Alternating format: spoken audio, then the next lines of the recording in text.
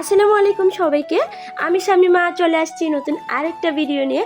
আশা করি সম্পূর্ণ ভিডিওটা দেখবেন। ভিডিওটা দেখে যদি ভালো লাগে তাহলে অবশ্যই একটা লাইক, কমেন্ট এবং শেয়ার করে পাশে থাকবেন। তো এই পদ্ধতিতে নুডলসটা রান্না করলে এত বেশি মজা হয়, তাই ভাবলাম যে আপনাদের সাথে একটু শেয়ার করি।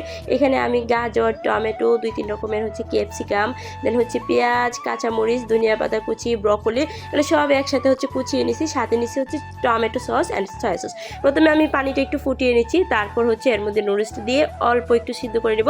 বেশি সিদ্ধ করলে কিন্তু নুডলসের স্বাদ নষ্ট হয়ে যায়, তার জন্য বেশি সিদ্ধ করা যাবে না। আমার সিদ্ধ করা মোটামুটি শেষ। এবার আমি একটা ঝাঁপিতে বা স্ট্যানারে ঢেলে দিছি। এটা আবার একটু পানি দিয়ে খুব সুন্দর করে ধুয়ে নেব, এতে করে নুডলসটা কিন্তু একদম ঝরঝরে হবে। এখন আমি প্যানের মধ্যে একটু তেল দিয়ে দিচ্ছি, আর এই তেলটা একটু ছড়িয়ে নিচ্ছি যাতে না লেগে যায়। আর এবার আমি এখানে 2টা ডিম ব্যবহার করতেছি। আপনারা চাইলে এখানে কিন্তু চিকেন কিংবা চিংড়ি মাছটাও ব্যবহার করতে পারেন, বাট আমার হাতে এত বেশি সময় ছিল না, তাই ঝটপট যেভাবে করা যায়, রান্নাটা শেষ করা যায় সেটাই করছিলাম। এখানে 2টা ডিম দিচ্ছি, চাইলে একটা ডিম দিয়েও করা যায়, বাট 2টা ডিম দিলে অনেক বেশি মজা হয়, তার জন্য 2টা ডিম দিচ্ছি। আর এইভাবে এই নুডলসটা রান্না করলে এত বেশি মজা হয়, বাসার বাচ্চা থেকে বড় সবাই এই নুডলসটাকে খুব বেশি প্রশংসা করবে। ডিমটা একদম ঝুড়ি ঝুড়ি করে আমি ভেজে নিয়ে নুডলসের উপরেই রেখে দিছি। এবার কড়াইটা আবার চুলার উপরে বসিয়ে দিয়ে অল্প একটু তেল দিয়ে বাকি সবজিগুলো ভেজে নেব।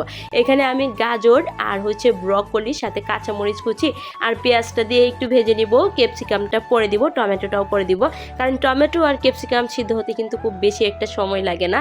এই তো কখন জানি একটু পেঁয়াজ পড়ে গেছিলো, আমি খেয়ালও পর্যন্ত করি নাই। যখন ভিডিওটা এডিট করতেছিলাম তখন দেখলাম এটা। আচ্ছা, যাই হোক, এই তো সবজিটা ভেজে নিচ্ছিলাম।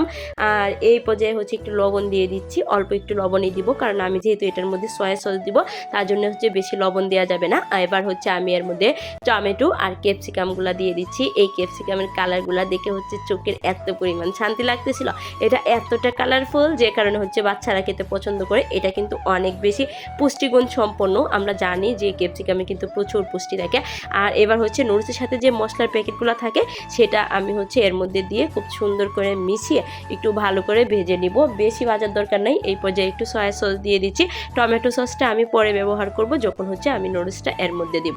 তো এবারও আমি আরেকটু সময় নিয়ে এটা ভেজে নিব। দেখেন এটা এত পরিমাণ কালারফুল, দেখতে খুবই ভালো লাগতেছিল। আর এই পর্যায়ে আমি নুডলসটা এখন ঢেলে দিব। নুডলসটা দেওয়ার পর খুব সুন্দর করে এটা মিশিয়ে আমি 2 মিনিটের মতো রান্না করব। এটা এখন আর বেশি রান্না করার প্রয়োজন নাই। জাস্ট নুডলসের গায়ে যে অল্প একটু পানি থাকে না, সেটা যাতে শুকিয়ে যায় সেই পর্যন্তই, মানে একটু পানিটা না থাকলে এটা কিন্তু খেতে বেশি ভালো লাগে। এই তো মিশিয়ে নেওয়া শেষ। আর এবার এর মধ্যে আমি দিয়ে দেব একটু টমেটো সস। তো টমেটো সসটা দিয়েও একটু মিশিয়ে নিব। এইভাবে নুডলসটা রান্না করলে এত বেশি মজা হয়। অনেকে তো অনেক পদ্ধতিতে রান্না করে, বাট আমার কাছে এই পদ্ধতিটাই বেস্ট। এইভাবে রান্না করার পর আমার কাছে আর অন্য কোনোভাবে নুডলস রান্না করতে ইচ্ছে করে না। আর এবার উপরে একটু ধনিয়া পাতা কুচি দিয়ে দিচ্ছি। আমার নুডলস রান্না করা অলমোস্ট ডান। এবার আমি এটা একটা প্লেটে সার্ভ করে নিয়েছি। তো গরম গরম নুডলস ধোয়া উঠতেছে। তো এতক্ষণ সাথে থাকার জন্য ধন্যবাদ সবাইকে। ভালো থাকবেন সবাই।